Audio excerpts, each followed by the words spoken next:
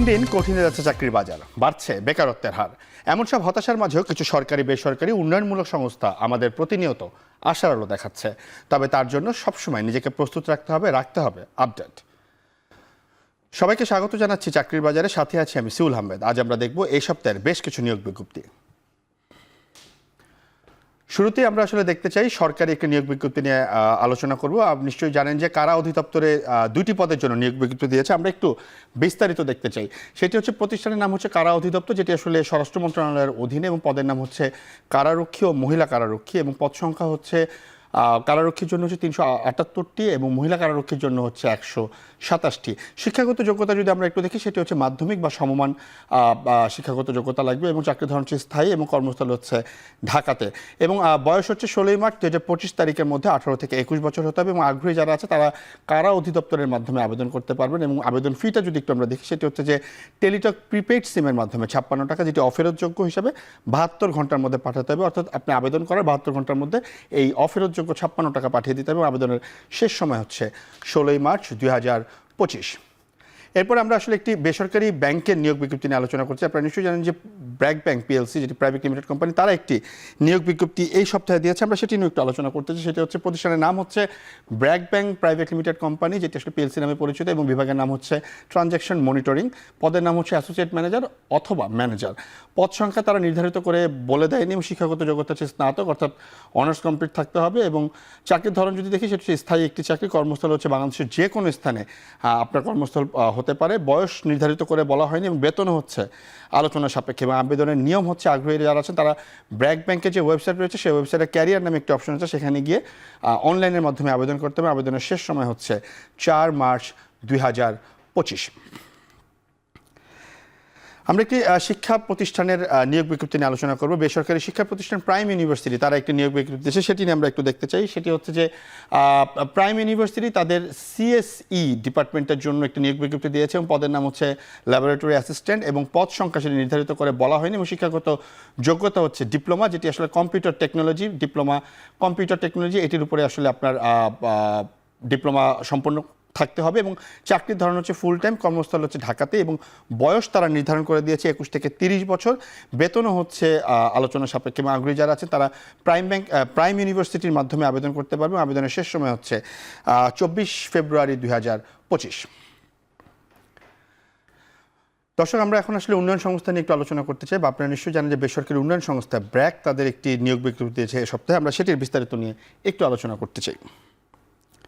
বেসরকারি উন্নয়ন সংস্থা ব্র্যাক তাদের একটি নিয়োগ বিজ্ঞপ্তি দিয়েছে, সেটি হচ্ছে মেকানিক্যাল এএএফ এবং HCMP। পদের নাম হচ্ছে টেকনিক্যাল অ্যাসিস্ট্যান্ট, এবং পদ সংখ্যা হচ্ছে নির্ধারিত নয়। তারা ডিপ্লোমা ইন ইঞ্জিনিয়ারিং চেয়েছে। শিক্ষাগত যোগ্যতা এবং চাকরির ধরন হচ্ছে চুক্তিভিত্তিক, এবং কর্মস্থল হচ্ছে কক্সবাজার উখিয়া। অর্থাৎ তাদের যে রোহিঙ্গা ক্যাম্পে যে প্রজেক্ট রয়েছে, সেই প্রজেক্টে হচ্ছে আপনার এই কর্মস্থল হবে, এবং বয়স হচ্ছে নির্ধারিত নয়। বেতনও হচ্ছে আলোচনা সাপেক্ষে। এবং আগ্রহীরা যারা আছেন তারা ব্র্যাকের মাধ্যমে আবেদন করতে পারবে, এবং আবেদনের শেষ সময় হচ্ছে 28 ফেব্রুয়ারি 2025। বেসরকারি উন্নয়ন সংস্থা হিট বাংলাদেশ তাদের নিয়োগ বিজ্ঞপ্তি দিয়েছে। তারা এই সপ্তাহে দুটি নিয়োগ বিজ্ঞপ্তি দিয়েছে। আমরা প্রথমে একটি নিয়োগ বিজ্ঞপ্তি নিয়ে আলোচনা করবো, এর পরেরটিও হচ্ছে হিট বাংলাদেশের। সেটি হচ্ছে যে হিট বাংলাদেশ তাদের যে নিয়োগ বিজ্ঞপ্তি, সেটি হচ্ছে যে টিভি সুপারভাইজার, এবং পদ সংখ্যা হচ্ছে একটি। তারা আসলে বিএসসি স্নাতক অথবা স্নাতকোত্তর, অর্থাৎ অনার্স মাস্টার্স যে কোনো একটি কমপ্লিট থাকলেই হবে। অভিজ্ঞতা 1 বছর এবং চুক্তিভিত্তিক।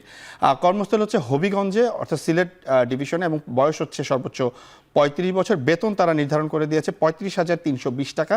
এবং আগ্রহী যারা আছে তারা হিট বাংলাদেশের মাধ্যমে যে ওয়েবসাইট রয়েছে, সেটি ওয়েবসাইটে গিয়ে ক্যারিয়ারে গিয়ে আবেদন করতে হবে। আবেদনের শেষ সময় হচ্ছে 25 ফেব্রুয়ারি 2025।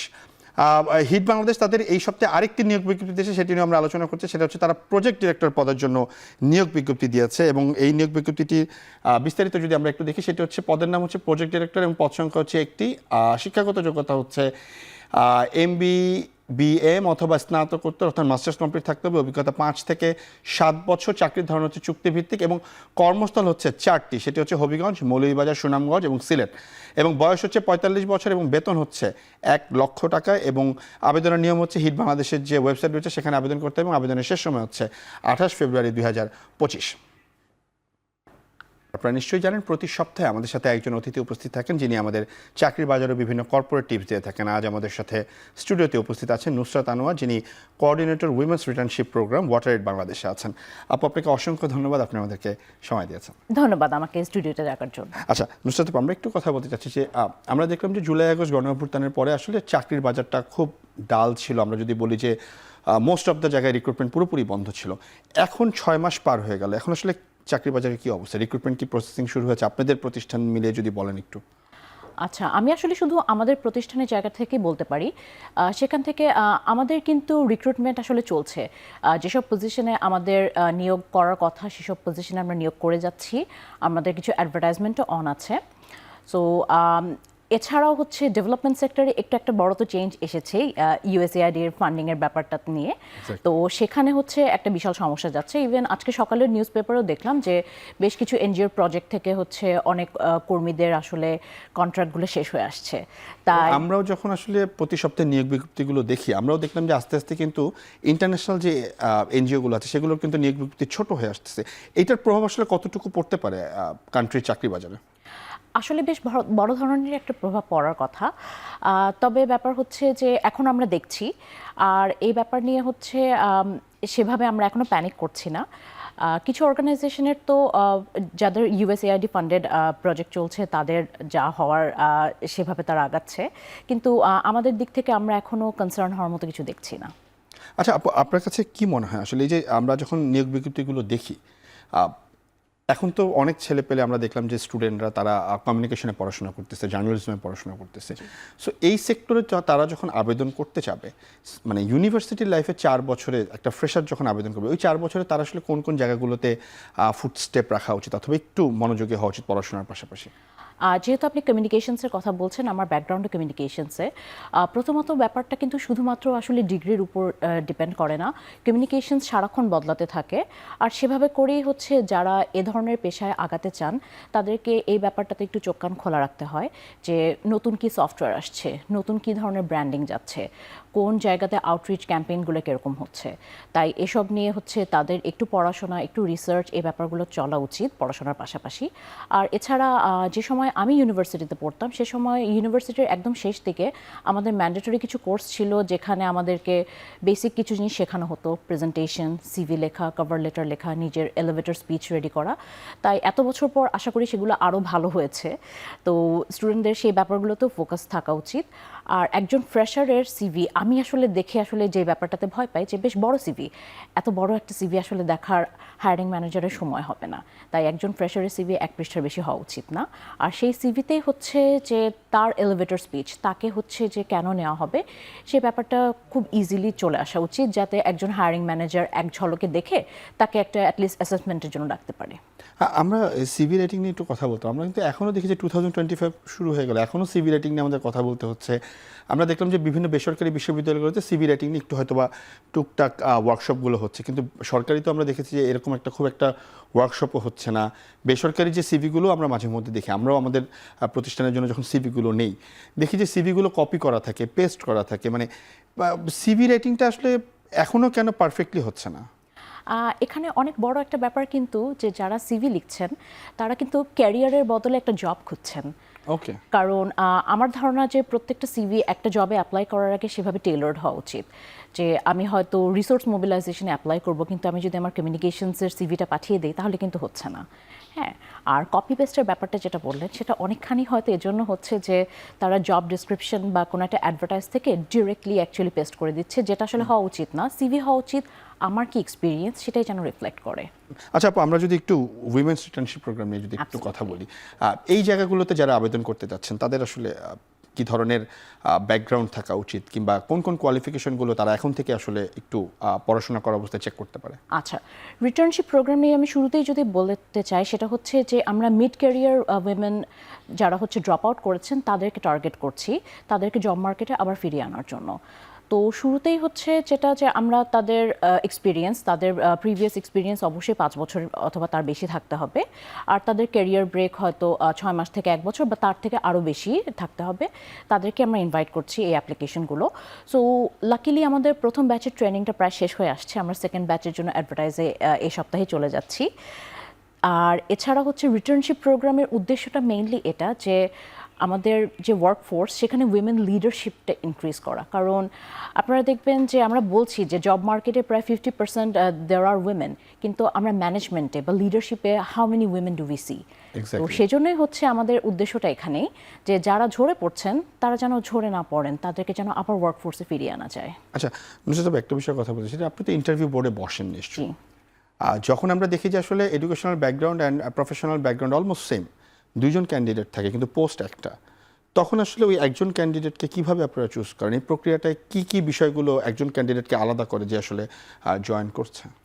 যদি আমি আমার টিমের জন্য হায়ার করি তাহলে হয়তো তার এডুকেশনাল অথবা প্রফেশনাল কোয়ালিফিকেশনের থেকে সে টিমের জন্য কতখানি ভালো একটা ম্যাচ হবে সেটা বেশি ইম্পর্ট্যান্ট। কারণ আমি একজন মানুষকে হয়তো আমি শিখিয়ে নিতে পারবো, একজন মানুষের কিছু টেকনিক্যাল স্কিলসের জন্য হয়তো আমি ইনভেস্ট করতে পারবো, কিন্তু সে আমার টিমের সাথে ভালো ম্যাচ করবে কিনা, তার অ্যাডাপ্টেবিলিটিটা কীরকম, সে অর্গানাইজেশনের জন্য একটা ভালো ম্যাচ কিনা, সেটা আমার জন্য খুব বেশি গুরুত্বপূর্ণ। প্রিভিয়াস জব এক্সপিরিয়েন্সে তার অফিস এনভায়রনমেন্ট বা কোম্পানি এনভায়রনমেন্ট কি ইম্পর্টেন্টের ক্ষেত্রে? আমার কাছে সব ক্ষেত্রে তা মনে হয় না। কিছু মানুষ হয়তো কিছু এনভায়রনমেন্ট থেকে এসে হয়তো বলতে পারেন যে তার অ্যাডাপ্টেবিলিটি স্কিলটা ঠিক যাচ্ছে না, অথবা হয়তো খুব কমফোর্টেবল একটা জব থেকে এসে একটা ফাস্ট পেসড এনভায়রনমেন্টে পড়ে গেলে হয়তো কষ্ট হয়, কিন্তু তারপর আমার মনে হয় যে যাদের হচ্ছে অ্যাডাপ্টেবিলিটিটা আছে তারা নতুন একটা এনভায়রনমেন্টে ম্যাচ করে নিতে পারবেন। আচ্ছা শেষ একটা প্রশ্ন করি, সেটা হচ্ছে কমসে যারা আসলে আবেদন করতে চাচ্ছে তাদের কোন কোন দিকগুলো সবচেয়ে বেশি খেয়াল রাখা উচিত? আমরা এখন দেখলাম যে কমসে বিভিন্ন ডিপার্টমেন্টের ছেলেপেলেরা জয়েন করতেছে, সো এই জায়গাটাতে তাদের আসলে কোন কোন বিষয়গুলোকে খুব বেশি খেয়াল রাখা উচিত? আপনি প্রথমে বলছিলেন যে সফটওয়্যার, বিভিন্ন জিনিসগুলো আপডেটেড সফটওয়্যারগুলো, এছাড়াও আমরা দেখলাম যে অনেক মানে কমিউনিকেশন আগে একটা সময় ছিল সাংবাদিকরা অনেক বেশি জয়েন করতে, এখন দেখলাম যে আমরা উইদাউট যারা সাংবাদিকতা করেন তারাও আসতেছে এবং ভালো করতেছে। সেক্ষেত্রে কোন কোন বিষয়গুলো সে তাদের মাথায় রাখা উচিত যারা আবেদন করতে চাচ্ছে ফিউচারে, যদি কোনো সাজেশন থাকে? আচ্ছা, যদি হচ্ছে একদম ফ্রেশার হয় তাহলে সেক্ষেত্রে পড়াশোনার ব্যাপারটা যেরকম ইম্পর্টেন্ট, এর পাশাপাশি আমি হয়তো দেখব যে তার টেকনিক্যাল স্কিলস, যদি হচ্ছে আমি একজন রাইটার খুঁজি তার রাইটিং স্কিলস, আমি যদি ডিজাইনার খুঁজি সেই স্কিলগুলো সেগুলো ইম্পর্টেন্ট হবে। মিড ক্যারিয়ার দিকে হয়তো আমি এমন কাউকে খুঁজবো যার হচ্ছে মিডিয়া বা নেটওয়ার্ক এ ধরনের কানেকশনগুলো ভালো, কারণ এটা আমার প্রয়োজন হবে যদি আমি আমার টিমে হায়ার করতে চাই। আর এছাড়াও আর্লি ক্যারিয়ারদের জন্য অনেকেই হচ্ছে অন্যান্য বিভিন্ন ক্ষেত্র থেকে আসছেন কমিউনিকেশনসে। It's actually a good thing for me, কারণ আমি নিজেও একটা অন্য ব্যাকগ্রাউন্ড থেকে কমিউনিকেশনস থেকে আমার চাকরি শুরু করেছি, তাই সেক্ষেত্রে কোনো বাধা থাকার কথা না। বরং তারা যদি এনথুজিয়াস্টিক হয়, তাদের যদি হচ্ছে অনেক সেই প্যাশনটা থাকে কমিউনিকেশনসের দিকে, তাহলে তাদের শেখার অনেক আগ্রহ থাকতে হবে, কারণ কমিউনিকেশনসের খুব ইম্পর্ট্যান্ট জায়গাটা কিন্তু এটা যে তাদেরকে সবগুলো ডিপার্টমেন্টের সাথে কাজ করতে হয় এবং তাদের নলেজ কিন্তু ছোট একটা জায়গায় আটকে থাকে না, তাই তাদেরকে সেই ব্যাপারে আরেকটু ওপেন থাকতে হবে। সেক্ষেত্রে তো মানে অন্যান্য ডিপার্টমেন্ট কিংবা অন্যান্য জায়গার সাথে ডিলিং করার বিষয়টা অনেক বেশি ইম্পর্টেন্ট। কনফ্লিক্ট রেজলিউশন, এছাড়া হচ্ছে তাদের কমিউনিকেশন লোকজনের সাথে, মানে শুধুমাত্র পেন অ্যান্ড পেপারসে না, আর তারা হচ্ছে বিভিন্ন ডিপার্টমেন্টের সাথে কিভাবে কোঅর্ডিনেট করছেন সেটা খুব ইম্পর্ট্যান্ট। তাই আর্লি ক্যারিয়ারে এই ব্যাপারটা শিখতে অনেকের একটু সময় লেগে যায়, তবে এক্ষেত্রেও আসলে আমার মনে হয় শেখার অনেক জায়গা আছে, সেটা অর্গানাইজেশনের উপর ডিপেন্ড করবে, সুপারভাইজারের উপর ডিপেন্ড করবে। ওকে নুসরাত আনোয়ার আপু, আপনাকে অসংখ্য ধন্যবাদ, আপনি আমাদেরকে সময় দিয়েছেন। ইনশাল্লাহ আমরা পরবর্তীতে হয়তো বা কোনো না কোনো পর্বে আপনার সাথে আবারও কথা হবে। অবশ্যই, ধন্যবাদ। দর্শক এতক্ষণ সাথে থাকার জন্য সবাইকে অসংখ্য ধন্যবাদ। দেখা হবে পরবর্তী সপ্তাহে। তবে আপনার কোম্পানির যে কোনো নিয়োগ বিজ্ঞপ্তি প্রচারের জন্য আমাদের সাথে যোগাযোগ করুন, এবং যারা চাকরির জন্য আবেদন করতে চাচ্ছেন তারা আমাদের ইমেইলে আপনার সিভি পাঠিয়ে রাখুন।